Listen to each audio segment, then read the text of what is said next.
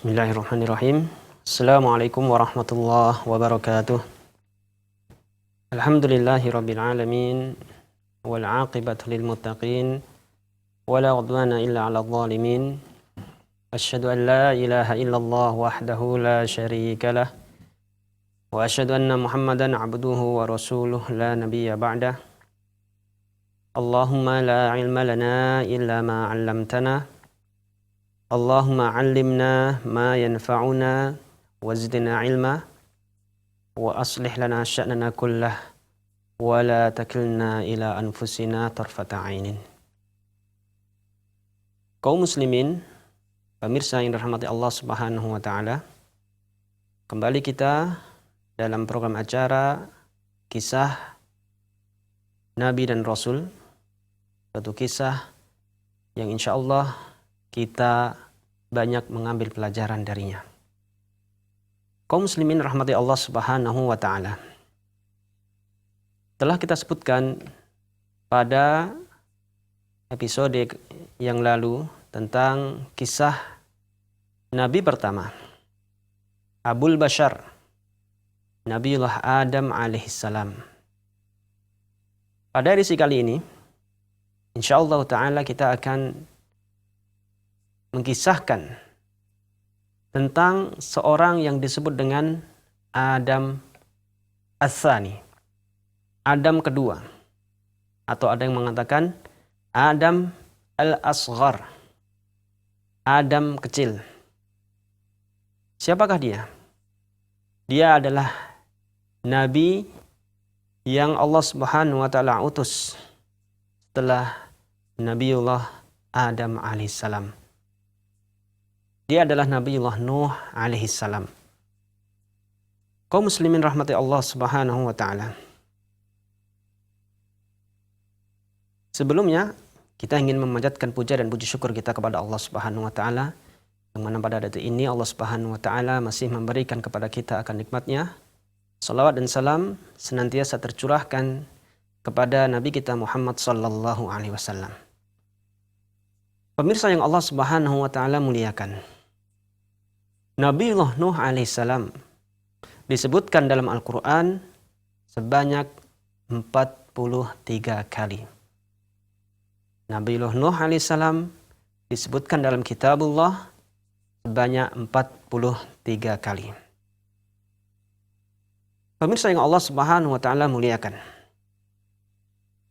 Allah taala berfirman, "Walaqad nadana Nuhun fala ni'mal mujibun wa najjaynahu wa ahlahu minal karbil azim wa ja'alna dzurriyyatahu humul baqin."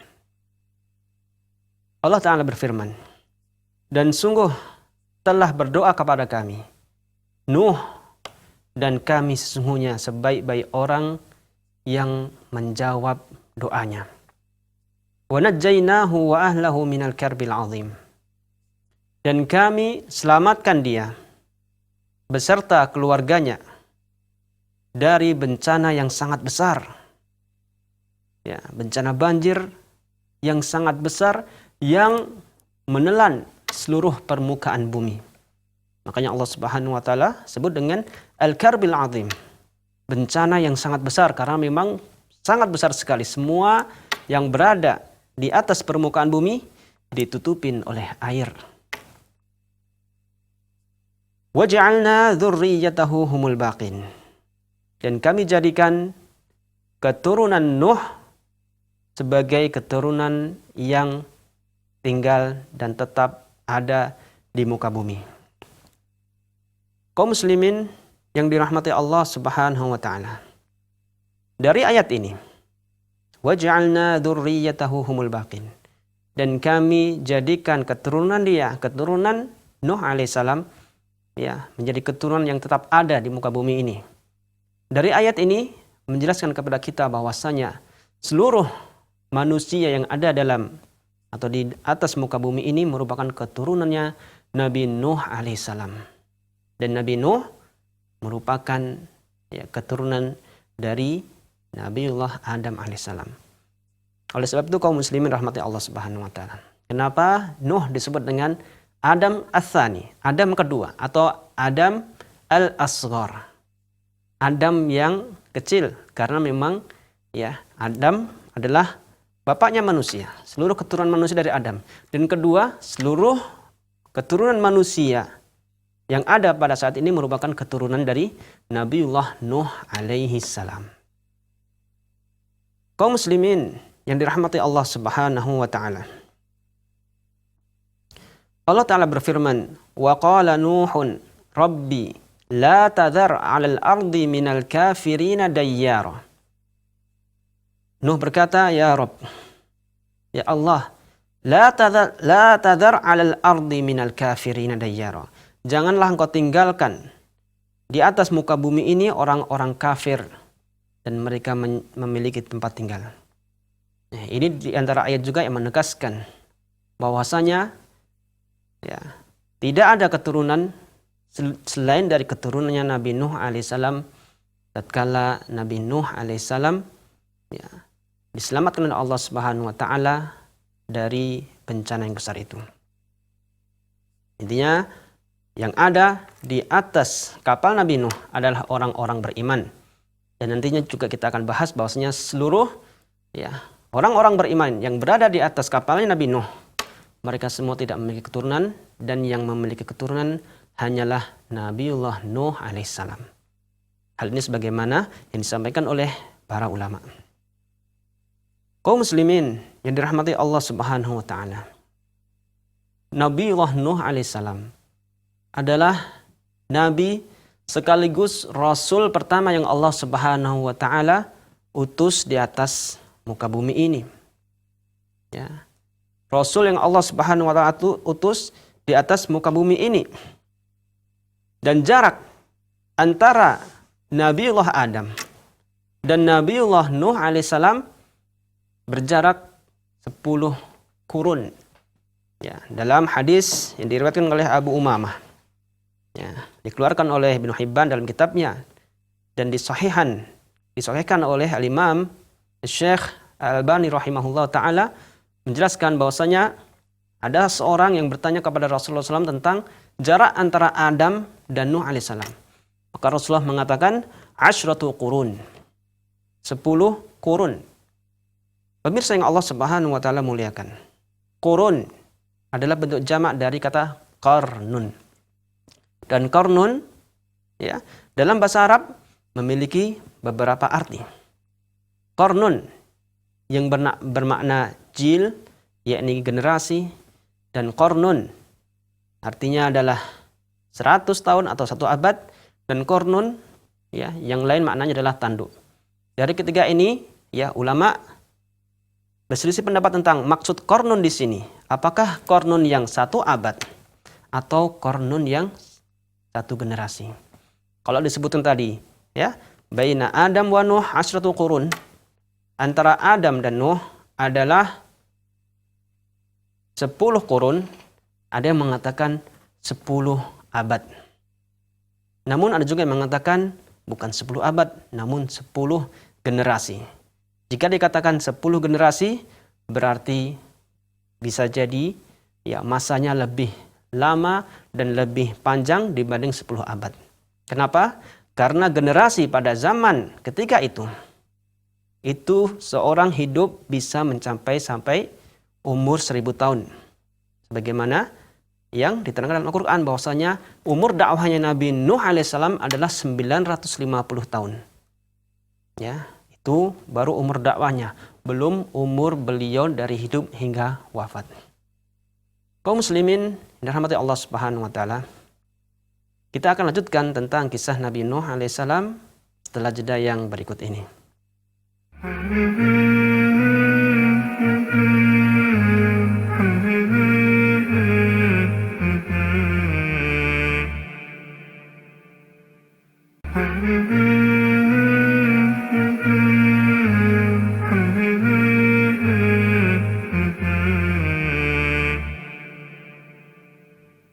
Kaum muslimin yang dirahmati Allah Subhanahu wa taala,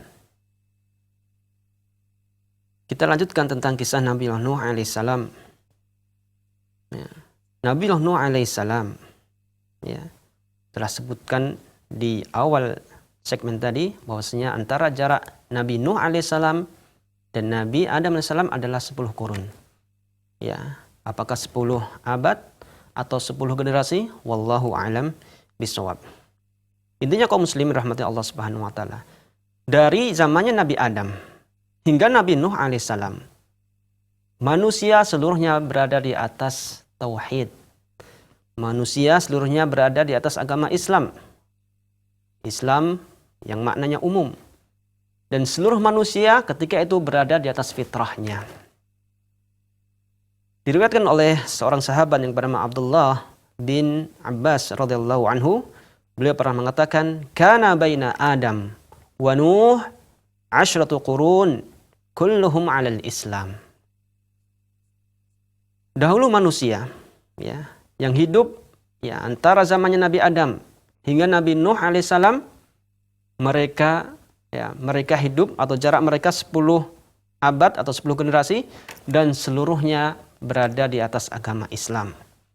Berada di atas tauhid, ajaran tauhid ya, yang masih mengisahkan Allah Subhanahu wa taala dalam peribadatan kepadanya. Dan mereka semua masih dalam dan di atas fitrah yang Allah Subhanahu wa taala fitrahkan kepada mereka. Ya, sebagaimana Allah Subhanahu wa taala berfirman, fitratallahi allati fataran nasa 'alaiha. Sesuai dengan fitrah Allah Subhanahu wa taala yang Allah Subhanahu wa taala berikan fitrah kepada manusia. Ya. Jadi fitrah manusia ketika dalam suatu nas disebut kata fitrah, fitrah di sini adalah ya maknanya adalah berada di atas tabiat aslinya. Tabiat asli manusia atau fitrah asli manusia adalah mereka mengimani Allah Subhanahu wa taala. Mereka mentauhidkan Allah Subhanahu wa taala. Dan ini sebagaimana ya sabda Nabi kita Muhammad sallallahu alaihi wasallam, ya, kullu mauludin yuladu 'alal fitrah. Setiap ya, yang dilahirkan di atas muka bumi ini berada di atas fitrah. Mereka senantiasa mentauhidkan Allah Subhanahu wa taala, mengisahkan Allah Subhanahu wa taala. Kemudian Rasulullah menjelaskan fa abawahu, ya makan tapi kedua bapaknya lah dan ibunya lah yang menjadikan apakah dia menjadi seorang Yahudi ya atau seorang Nasrani atau seorang Majusi dan kepercayaan-kepercayaan lainnya. Kaum muslimin rahmati Allah Subhanahu wa taala. Manusia ya zaman Nabi Adam sampai Nabi Nuh alaihissalam mereka masih di atas fitrah. Hingga akhirnya Allah Subhanahu wa taala ya ketika Allah Subhanahu wa taala takdirkan Nuh alaihissalam lahir di muka bumi, di saat itulah mulai manusia berbuat kesyirikan kepada Allah Subhanahu wa taala. Bagaimanakah kisahnya? Kok tiba-tiba manusia ya menyembah selain Allah Subhanahu wa taala, berbuat syirik kepada Allah Subhanahu wa taala. Kaum muslimin rahmati Allah Subhanahu wa taala, dalam suatu riwayat disebutkan bahwasanya awal mula terjadinya kesyirikan di muka bumi adalah pada zamannya Nabi Nuh alaihissalam. Ketika itu ya di zamannya Nabi Nuh ya, sebelum Nabi Nuh diutus menjadi seorang rasul ya, ada beberapa orang yang mana mereka dikenal sebagai orang-orang yang soleh, orang-orang yang baik, seorang abid, seorang yang senantiasa beribadah kepada Allah Subhanahu wa taala, ya, dan seorang yang berilmu. Hingga suatu ketika Allah Subhanahu wa taala mewafatkan mereka ini. Allah Subhanahu wa taala ya mencabut nyawa orang-orang soleh ini. Maka berkatalah orang-orang yang memuji dan mengagungkan orang-orang soleh ini. Mereka mengatakan, alangkah baiknya kalau kita gambar ya orang-orang soleh yang telah meninggal kita. Kita tempel gambar tersebut di majelis-majelis yang biasa kita duduk bersama mereka. Supaya kita bisa mengenang jasa mereka. Supaya kita tatkala melihat gambar mereka, kita bisa termotivasi untuk beribadah kepada Allah Subhanahu wa taala. Ini adalah niatan pertama orang-orang yang membuat gambar orang-orang soleh tadi. Akhirnya berlalulah zaman yang awalnya ya sekedar digambar, kemudian datang generasi berikutnya dibuat patung. Kemudian ya serang berapa lama lagi? Ya, setan pun memulai membisikkan kepada keturunan-keturunan orang-orang yang membuat gambar dan patung orang-orang soleh tadi, ya, dengan bisikan bahwasanya nenek moyang kalian zaman dahulu mereka menyembah orang-orang soleh ini. Ya, maka dari situlah ya kaum muslimin rahmati Allah Subhanahu wa taala, manusia mulai ya menyekutukan Allah Subhanahu wa taala. Mereka bukan sekedar mengagungkan orang-orang soleh tadi, ya, bukan sekedar memuja dan memuji, mengagungkan patung orang-orang soleh tadi, akan tetapi mereka juga menyembah patung-patung orang-orang soleh tadi. Di saat itulah Allah Subhanahu wa taala akhirnya turunkan Nabiullah Nuh alaihissalam, dan Allah Subhanahu wa taala jadikan Nabiullah Nuh alaihissalam sebagai rasul. Ya, kembali kepada pembahasan kita yang pertama, makna rasul, ya, menurut seorang ulama yang bernama Syekh Utsman Al-Khamis mengatakan, ya, pendapat yang benar makna rasul adalah orang yang Allah Subhanahu wa taala utus untuk berdakwah di kalangan orang-orang yang telah menyimpang dari ajaran tauhid, telah melakukan kesyirikan, telah berbuat kufur kepada Allah Subhanahu wa taala.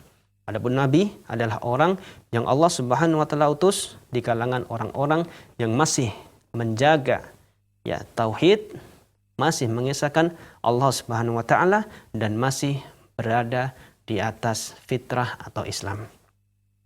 Kaum muslimin rahmati Allah Subhanahu wa taala. Masih ada ya kisah tentang perjalanan dan hidup Nabiullah Nuh alaihissalam. Kita akan lanjutkan setelah jeda yang berikut ini.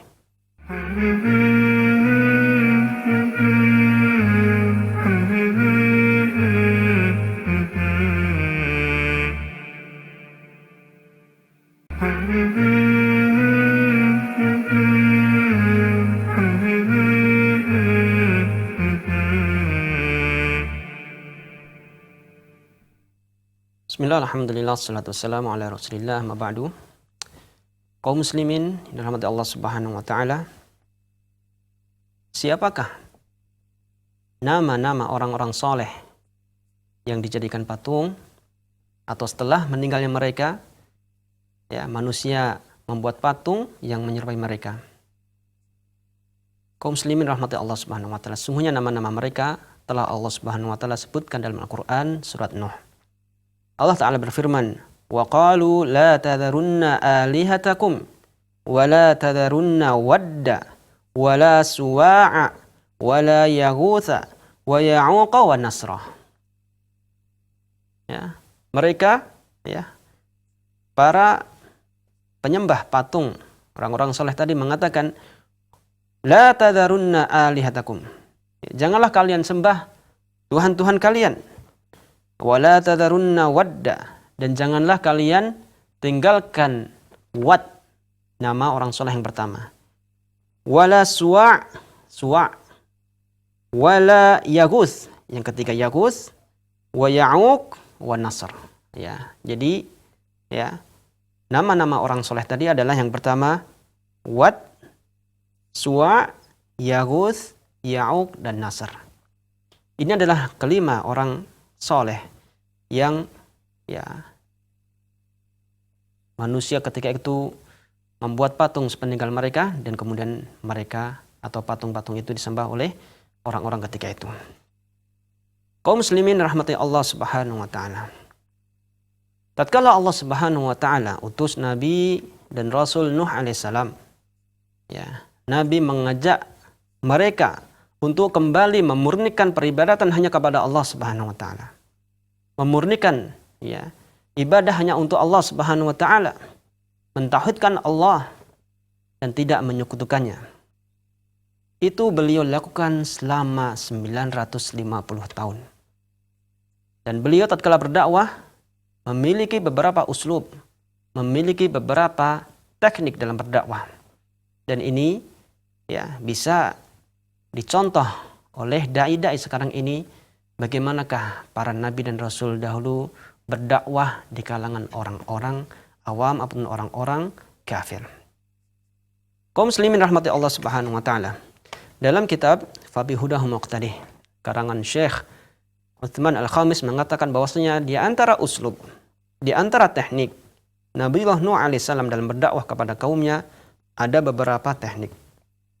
Yang pertama, uslubut targhib, yakni uslub targhib. Dalam bahasa Arab targhib bisa diartikan memotivasi, mengajak dengan memberikan motivasi supaya orang mau menerima dakwahnya. Apa motivasi beliau? Ya, Allah Ta'ala mengabarkan tentang bentuk motivasi ya, yang disampaikan oleh Nabi Nuh alaihissalam dalam berdakwah kepada kaumnya. Ya, beliau mengatakan, "Faqultu astaghfiru rabbakum innahu kana ghaffara. Yursilis samaa'a 'alaikum midrara wa yumdidukum bi amwalin wa banin wa ja'alnakum." Ya. Yursilis samaa'a 'alaikum midrara wa yumdidukum bi amwalin wa banin wa yaj'al lakum jannatin wa yaj'al lakum anhara. Ya, Nabi Nuh memberikan motivasi ini. Ya, Nabi Nuh mengatakan, telah aku katakan kepada kalian, istaghfiru rabbakum. Ya, aku katakan kepada kaumku, ya Allah, ya, memintalah ampunan kepada Rabb kalian, wahai kaumku. Ya, mintalah ampun kepada Allah Subhanahu wa taala. Innahu kana ghaffara. Sungguhnya Allah Ta'ala adalah zat yang maha pengampun, mengampuni seluruh dosa-dosa. Selain kesyirikan tentunya. Yursilis sama alaikum midrara. Ya, tatkala kalian mau beristighfar kepada Allah, tatkala kalian mau ya meminta ampun kepada Allah Subhanahu wa taala, yursilis sama alaikum midrara. Allah akan turunkan, Allah akan kirim dari langit kepada kalian hujan yang sangat deras. Wa yumdidukum bi amwalin wa banin. Dan Allah Subhanahu wa taala juga akan bentangkan untuk kalian. Allah Subhanahu wa taala akan berikan kepada kalian harta-harta dan juga anak-anak yang banyak. Wa yaj'al lakum jannatin wa yaj'al lakum anhara. Dan Allah Subhanahu wa taala juga akan jadikan untuk kalian jannat, kebun-kebun, wa anhara. Dan juga Allah Subhanahu wa taala akan jadikan untuk kalian anhar, sungai-sungai. Ini adalah bentuk motivasi yang diberikan oleh Nabi Nuh alaihissalam kepada kaumnya. Ya, jika mereka mau beriman, jika mereka mau bertauhid kepada Allah Subhanahu wa taala. Ya, Allah Subhanahu wa taala akan menurunkan rizki-rizkinya yang sangat banyak ini. Kaum muslimin rahmati Allah Subhanahu wa taala. Kemudian, uslub yang kedua. Teknik yang kedua yang digunakan oleh Nabi Nuh alaihissalam dalam berdakwah kepada kaumnya, selain uslubut targhib, adalah yang kedua uslubut tarhib. Ya, teknik memberikan ancaman. Tarhib, ya ini maknanya adalah membuat orang lari, membuat ancaman supaya manusia tidak melakukan hal tersebut. Ya, yakni tidak melakukan hal berupa kesyirikan dan maksiat kepada Allah Subhanahu wa taala. Allah Ta'ala berfirman, ya, mengkisahkan tentang kisahnya Nabi Nuh ini. Uslub beliau dalam berdakwah. Alla ta'budu illallah, inni akhafu alaikum adzab yaumin alim.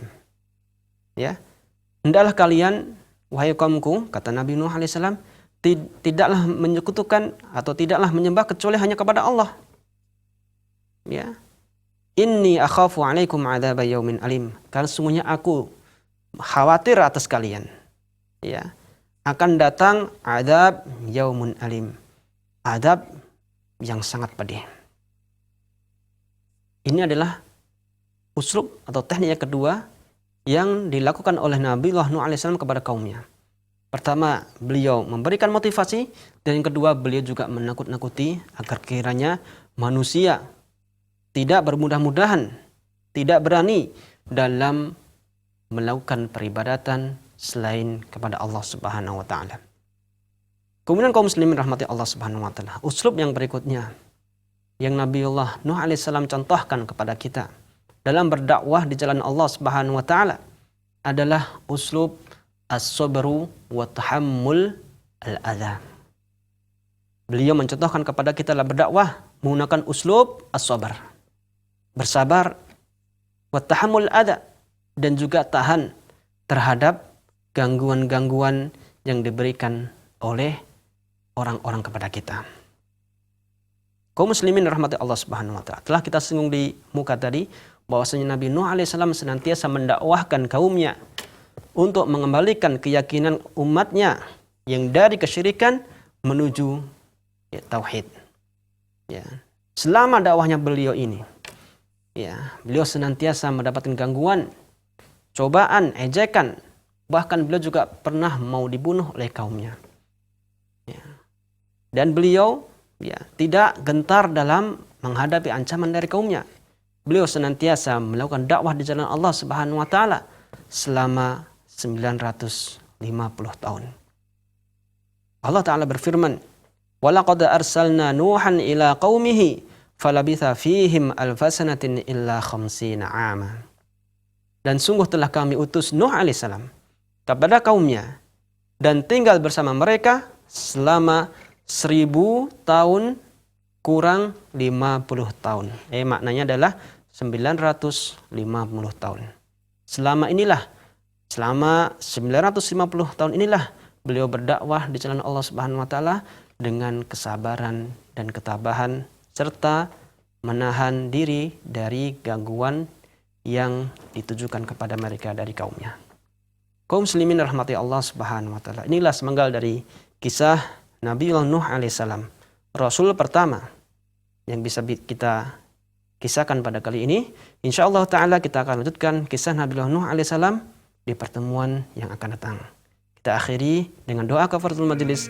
Subhanakallahumma bihamdika asyhadu an la ilaha illa anta astaghfiruka wa atubu ilaik. Assalamualaikum warahmatullahi wabarakatuh.